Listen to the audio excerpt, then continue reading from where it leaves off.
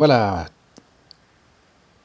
tendance des marchés, nous sommes le dimanche 18 août, l'enregistrement tourne. Et puis nous allons commencer Dow Jones 30 avec une semaine assez particulière. Alors, 3 mois, 6 mois, et puis mes lignes. Ah, il ne va pas mettre les lignes, super. Alors, c'est ici une ligne. Non, très bizarre, j'ai pas mis. Ok, on va essayer sans les lignes. Alors, jeudi, mercredi, c'était la grosse bougie rouge. Jeudi, la petite bobine en bas. Et puis vendredi, un léger uptick. Alors, je vais me remettre sur 3 mois. Voilà, pour qu'on puisse voir. Je vais même agrandir ici. Donc, depuis le, grosso modo, 31 juillet, gros revirement de situation ici pour les indices où on a le croisement des 10 et 20. Et pour le Dow Jones 30, en tout cas, la 100 qui arrive à l'horizontale ici. Donc, pour l'instant, les deux fils des deux moyennes mobiles se séparent. Par contre, on voit une belle contre-réaction ici de jeudi à vendredi avec un léger gap vers le haut, comme je disais. Donc ça va être intéressant de voir maintenant si on tire une ligne en tirant toute la base ici. On voit qu'il était venu mercredi et jeudi à hauteur de 25 500 et puis il veut se retirer plutôt du côté du nord. Donc on va voir maintenant cette semaine comment est-ce qu'il va tenir là autour, sachant que les stochastiques étaient tout en bas, MACD qui se raccourcissait sérieusement ici, RSI et Moneyflow avec le V dans la bonne direction. Donc pour cette semaine, on s'attend à ce que le marché soit en dessus de 25, là où il est maintenant, là les 25 500, 25 pratiquement 25 900 plutôt le vendredi. Il a fait vraiment ce gap ici. Alors, juste essayer ici, change de tableau ici. Pourquoi est-ce qu'il ne me remet pas mes lignes? Tant pis. On avait normalement un plancher maximum ici, environ 27 000. Et puis, il y a probablement une ligne ici qui naviguait à cette altitude-là. Puis on voit qu'il a bien réagi, qu'il est en dessus de cette ligne. Donc on va l'attendre de nouveau entre ici, 25 700, et bien ici, à 26 600. Simplement tirant une ligne par le haut, et puis ensuite ici, grosso modo, par le bas. Et on devrait voir l'indice ici revenir vers les 26 400, quelque chose comme ceci. Sachant que la moyenne mobile de 100 est en train de s'aplanir ici, un peu comme il avait fait ici au mois de mai, juin. Par contre, le marché l'a remporté plus haut. Donc ici, on attend effectivement à ce que le marché puisse être plus haut au vu des MACD et des stochastiques. Si on répète ici ce qui s'est produit ici, on peut le voir probablement qu'ici, qui va être un tout petit peu à la hausse. Alors maintenant, ça c'est pour le Dow Jones 30, les 30 Dogs of the Dow. Donc ici, maintenant, si on prend 70% du marché, même chose ici, on a cette grosse correction. Mardi pointant vers le haut, mardi grosse descente. Ici, on a cette bougie presque shooting star, puis ensuite le gap vers le haut. Donc une belle contre-réaction ici, même chose avec le MACD. Par contre, les stochastiques ne sont pas en dessous de la ligne, ils naviguent en dessus depuis 2 semaines. Donc malgré tout, avec le MACD, probabilité pour qu'il reste en dessus de cette ligne. Je vais me remettre, il est sur 6 mois, voilà. De nouveau, si on tire grosso modo à vue à travers le maximum de bougies ici, on voit que le SP500, il est venu chercher ce point jeudi, puis ensuite il repart tout de suite au nord. Même chose avec les moyennes mobiles qui se sont croisées bearish ici, la moyenne mobile de 100 qui vient s'aplanir. Donc de nouveau, cette semaine, on s'attend entre 2900 et puis probablement ce point ici, 2950. Donc il a un petit espace ici de mouvement à faire. Et plutôt vers le haut que vers le bas pour l'indice, au vu de, comme on a vu pour le SP500, le Dow Jones 30, au vu de ces deux indicateurs ici, on voit même les 3 indicateurs ici. Alors pour le CompuX, il se ressemble terriblement avec des gros gaps qu'il y a eu avant et pendant. Et puis le gap ici, si je me remets à 3 mois, je vais me rapprocher. La différence, c'est qu'ici, il y a eu des gaps vers le haut et vers le bas. Et puis ici, encore une fois, le gap vers le haut. Puis la bougie était plus importante que, en tout cas pour le SP500, pour le jeudi ici. Oui, ça c'est le jeudi. On voit qu'il y a plus de corps dans la bougie. Alors sur 6 mois, on revient ici. De nouveau, stochastique, s'il n'est pas surcuit. MACD qui a la même composition, la même forme que pour les deux autres indices. La moyenne mobile de 100, la même chose. Donc ici, effectivement, on pouvait imaginer qu'il vienne frôler les 7700 et il est reparti un tout petit peu plus au nord que ceci. Et puis on l'attend probablement ici aux alentours de 8100 par là autour ici pour cet indice ici. Alors le VIX, bien sûr, lui, il a dû sortir de son lit complètement. Alors on a imaginé qu'il y a la ligne ici entre 13 et 20. Voilà, si je laisse la ligne du haut, on voit très bien que effectivement le VIX est sorti complètement de son lit pour cette période ici, ce qui est tout à fait normal au vu de la belle baisse qu'il y a eu sur le marché. Et puis on a les 3 moyennes mobiles ici qui viennent se croiser. Donc on attend à ce que que le VIX se trouve de nouveau en dessous de 20, puisque on imagine que le marché va reprendre un tout petit peu de la poil de la bête pour la semaine ou même les 2 semaines à venir ici. Alors voilà pour ces indices-là. Et puis on va attaquer comme d'hab. On va prendre avec AEO. Donc AEO, on a l'impression qu'il va terminer maintenant sa descente ici, quoi qu'il pourrait encore faire un tout petit... On pourrait imaginer qu'il fasse encore une toute petite monticule ici pour cette semaine, première semaine de nouvelle période des options. On voit les stochastiques qui sont sur la ligne de 20 ici en bas. Et puis, moyenne mobile 10 et 20 qui sont en divergence ici. À voir maintenant s'il est capable de rester en dessus de 15. Et là, je vais me retirer sur 1 an. Parce que ici, il y avait la grosse résistance, un beau support au mois de janvier à 17,30. Et si je tire à ce niveau-là, on voit la bougie comme elle a pu toucher et revenu souvent sur ce point ici, grosso modo à 17 fort ici encore une fois. Et puis là, il a passé en dessous. Et puis ça devient une résistance pour lui, ici aux alentours du 12 août. Alors maintenant, si je me rapproche et que je reviens vers le 12 août, ici, tac, tac, tac.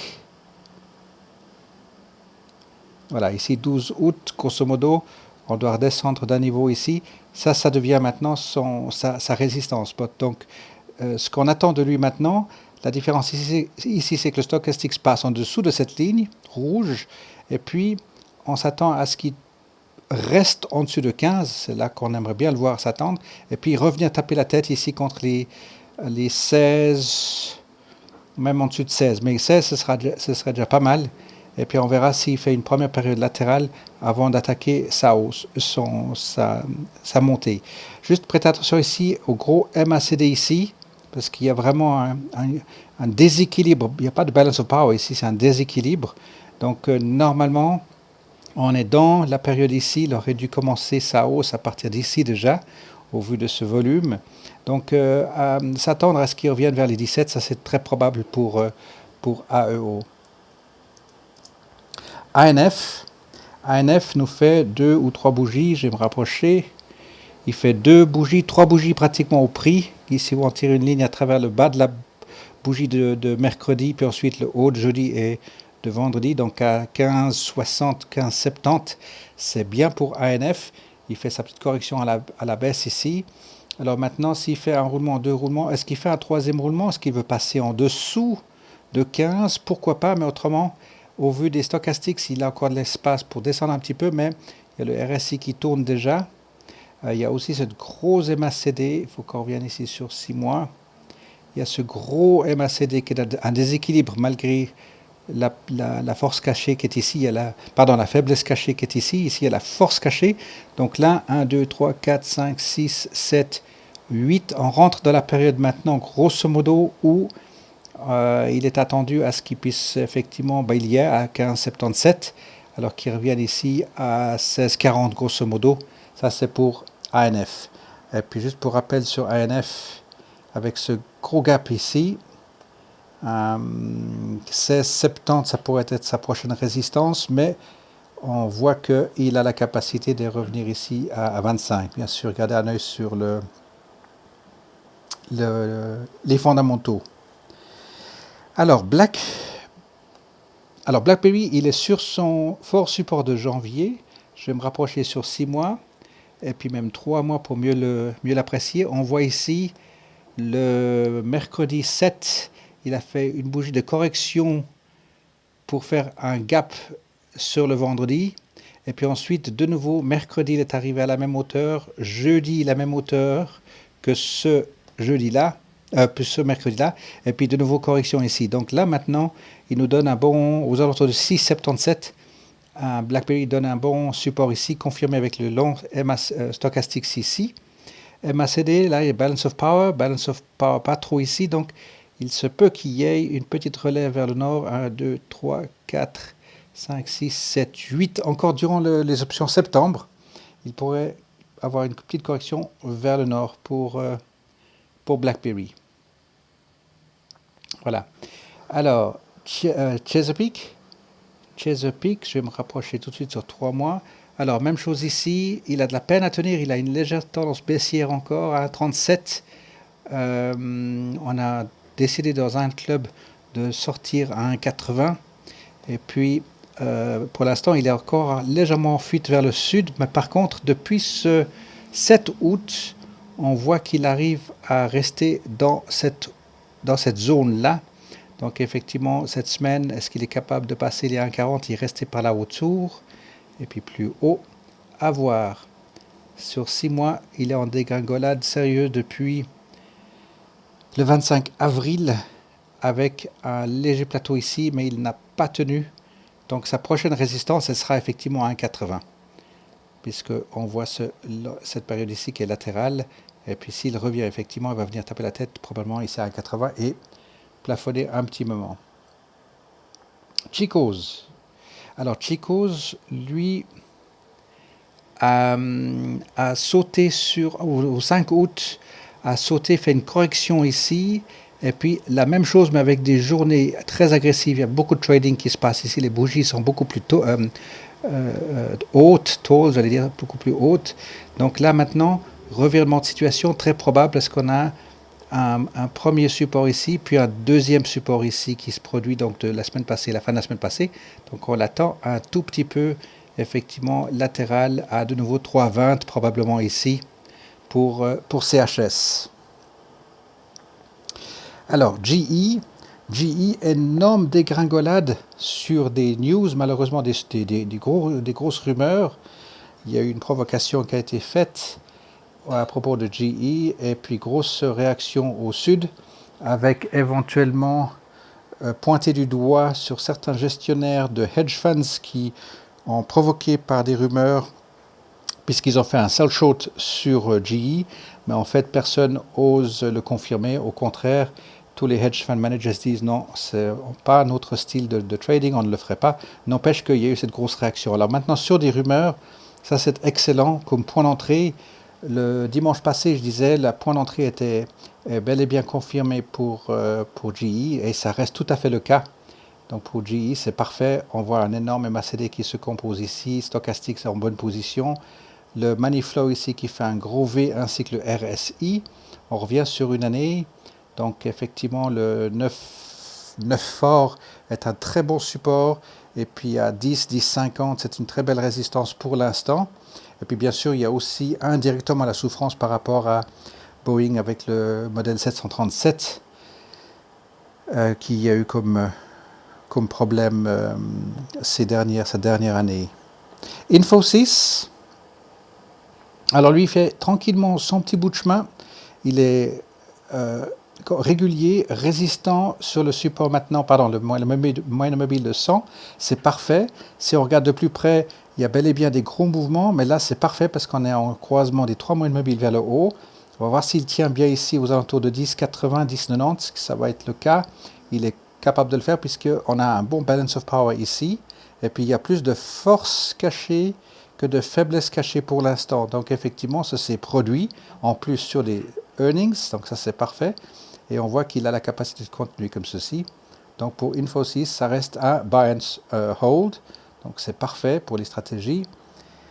Le prochain, on va regarder, c'est Starbucks. Starbucks maintient... Non. Voilà, ça c'est Starbucks. Starbucks maintient bien sa progression. Je vais le remettre sur 3 mois. Il a fait ce gap vers le haut et il tient très très très bien ici avec un support à 94,30 par là autour. Et puis le doji de jeudi.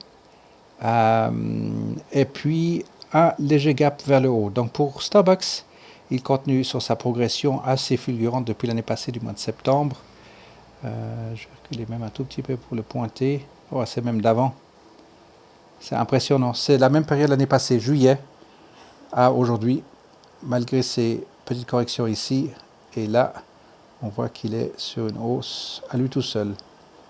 Skechers, parfaite situation pour Skechers. On avait bien dit une super résistance avec un call qui était à 34. Et puis tout d'un coup, on s'est tous trouvés in the money.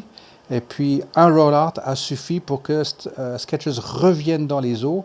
Par contre, il a été tellement fort, il est revenu plus bas que prévu. Donc ça c'est de l'aubaine pour le portefeuille, c'est parfait. Et en plus de ça, on voit un beau balance of power qui se fait ici en MACD plus les stochastics. Donc je vais me rapprocher sur 3 mois ici. Donc un bon point d'entrée de nouveau pour Skechers, et puis pour les calls de 34, ils se sont entièrement libérés, ça c'est parfait pour vendredi passé. Et puis on peut reprendre la suite avec Skechers ici sur une année. On voit qu'il a fait une longue période plutôt latérale ici avec un support à 27,80 et puis avec des bonnes montées allant jusqu'à 40. Donc là maintenant à 31, on l'attend effectivement rebelote à 34. Ça c'est pour Skechers. SWN, alors, SWN nous fait mine le fameux mercredi 7 août de nouveau.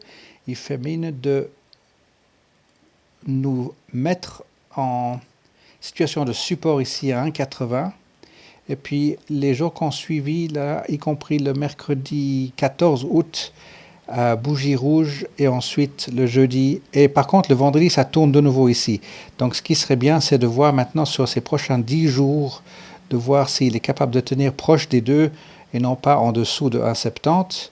Ce serait une très bonne chose de le voir tourner. Mais autrement, on voit ici qu'il y a une totale fuite ici. La confiance n'est pas auprès des investisseurs. Et c'est bien dommage parce que les chiffres sont bons. Par contre, si on le regarde sur le très long terme, on voit simplement ici qu'il avait touché un point bas de 3,50, rebolote ici à fin 2018, et puis là, effectivement, il est en souffrance, il n'arrive pas à tenir ces 3 derniers mois ici. Donc, malgré tout, SWN, au niveau des chiffres, au niveau du rapport, ils sont bons. Donc, il n'arrive pas à tourner ici. On attendait ici à 3,16, mais il n'y avait aucun signe ici à 2,50, aucun signe. Là, il y avait une petite réaction, mais de nouveau ici à 2 $, il n'a pas tenu. Donc prochain, la partie plafond vitré ici, ça va être de nouveau 2 $. À voir s'il est capable de passer ici. Les stochastiques sont en bonne position. Il y a un gros MACD, mais la période est obsolète puisqu'il n'a pas tenu ici ce gros MACD. Par contre, maintenant, il y a une ribambelle de force cachée qui se pointe ici avec le RSI à son plus bas. Non, le plus bas était ici c'était fin juillet. Donc, reste encore la possibilité pour lui de tourner sous ce mois d'option septembre. UAA, alors tout d'un coup, gros gap.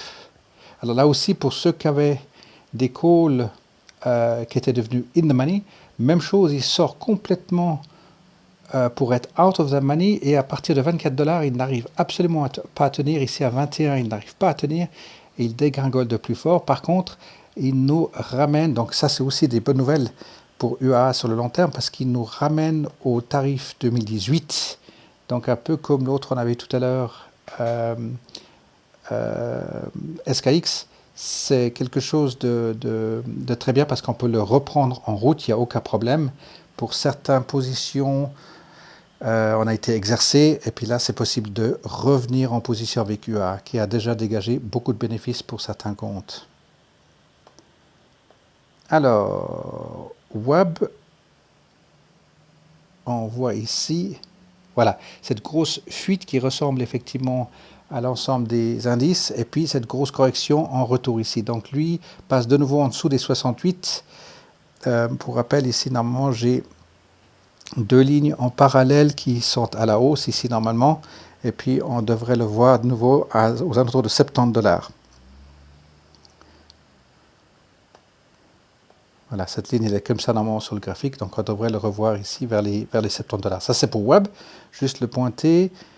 Et puis Wendy's qui tient bien, normalement il tient trop bien, c'est impressionnant, il n'arrive pas à se décider à rendre sa descente ici depuis bientôt une année à sa hausse, alors que sur le très long terme, il est en train de toucher un record. Il est dans son prix le plus haut historique. Donc c'est pour ça qu'on se méfiait ici d'une correction, et puis ça ne s'est pas avéré juste. Je reviens un peu sur du GE, sur la même période de temps où on l'attendait au virage, et puis ensuite aux alentours de 13 $. Il n'a pas fait son straightening out ou son support, mais voilà, GE, ben c'est très bien. Pourquoi pas? On sait que c'est du long terme, et puis qu'on portera ses fruits. Alors, je vais revenir sur... Alors, juste un clin d'œil sur ABB qui est en train de... Alors, je vais me remettre sur une année. Voilà, sur une année, ABB est légèrement à la baisse, mais je veux dire qu'il est plutôt latéral avec un support à 18,50. Donc, on garde un œil dessus pour l'instant. Il y a eu AES qui avait fait... oui, je vais juste lancer un coup d'œil sur AES qui a fait cette grosse correction vers la baisse ici. Donc, de nouveau, il revient entre parenthèses dans nos assiettes. Ça, c'est quelque chose qui pourrait nous intéresser de nouveau comme position.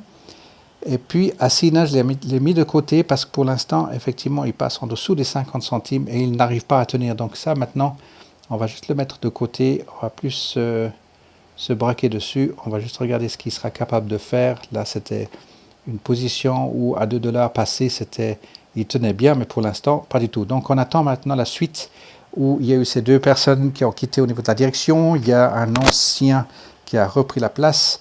Donc ça va faire grosso modo un mois maintenant. Donc on va laisser mettre en place la suite des opérations pour Asina. Ensuite, je vais revenir sur IPG qui a fait une grosse correction à la baisse. Il n'a pas tenu ici à 22, donc on avait dit, attention, il devient intéressant, on pourrait s'y intéresser de nouveau.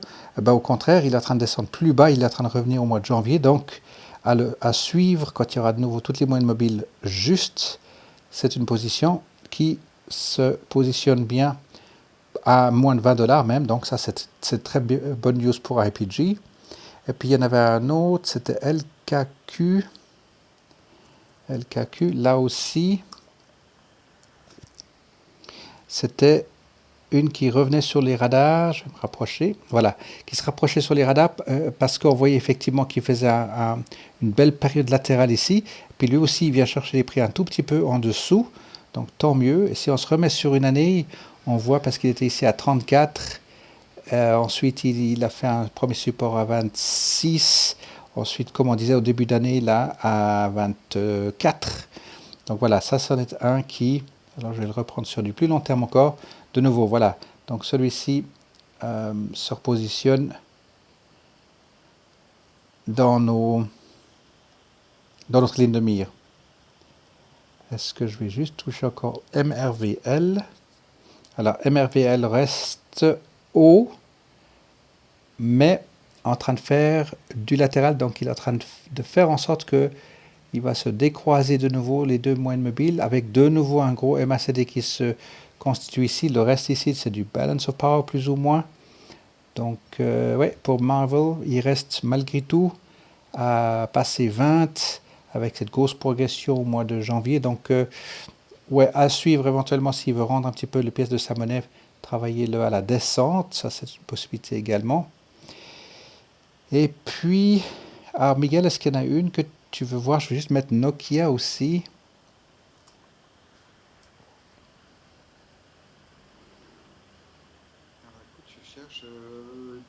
j'ai rien en Ok, tête. Il y a Nike. on va regarder Nike aussi, tout à fait. Ouais. Alors Nokia ici qui était très bien à 4 à 5, nous a fait un monstre gap, puis tout de suite il est revenu de nouveau à 5. Donc effectivement Nokia toujours difficile à lire, mais pourquoi pas ici maintenant il y a les deux, trois moyennes mobiles qui viennent se croiser, la 100 qui se planit, donc il se peut que que Nokia rentre de nouveau dans une période latérale, voire haussière. Puis comme il l'a fait ici, dans cette période fin 2018, si je le mets sur 5 ans, voilà, il est arrivé à son plus bas ici à 4,50, rebelote ici aux alentours de 4,70, et là de nouveau ici à 5. Donc maintenant, comme s'il était capable de vouloir repartir vers les 6,50 de nouveau, la moyenne mobile de 100 qui arrive par en haut, et ceci pourquoi? Parce qu'il y avait eu cette énorme dégringolade 2009-2013. Donc là maintenant, Nokia il est en train de se stabiliser très très très sérieusement. Donc c'est des bonnes nouvelles. Pour rappel, il est dans le même secteur ou dans un secteur semblable. Souvenons-nous, hein, cette grosse tirade avec BlackBerry, la très bonne gestion de John Cheng, voilà, ça porte ses fruits aujourd'hui. Donc c'est toujours important de bien suivre les fondamentaux. Euh, je vais juste traverser encore la liste ici. Ah oui, Nike, tu avais dit Nike. Alors Nike, effectivement, sur les 5 ans, ça donne, je confirme, oui, 5 ans, il y avait eu ce splitting, et puis effectivement, depuis là, il fait ces grosses vagues sur le très très très long terme. Donc maintenant, jusqu'où est-ce qu'il peut aller? Là, il faudra juste vérifier avec le Guru Guide l'échelle de prix. Sur un an, on voit vraiment des gros roulements ici. Alors, si on revient en début d'année, croisement des trois moyennes mobiles, puis là, au mois de juin-juillet, menace de partir à la baisse, puis pas du tout, il est reparti encore à la hausse. Par contre, maintenant, c'est beaucoup plus clair, je vais mettre sur 3 mois, c'est beaucoup plus clair. La moyenne mobile de 100 qui passe par en haut. Donc ici, il va être bearish sur la prochaine période. Donc éventuellement à faire des plans, à faire des calculs et puis de voir la capacité de travailler au sud. Le seul problème, c'est que là, les strikes risquent d'être au strike de 2,50 et pas des strikes de 1$ si on veut faire des BEX ou des stratégies à la baisse avec Nike. Ça, il faudra juste que je vérifie les strikes. Euh, alors voilà, si pour toi, si c'est OK, moi je crois que j'ai fait le tour. Juste, non, ABB on avait vu. Oui, je crois que j'ai fait le tour.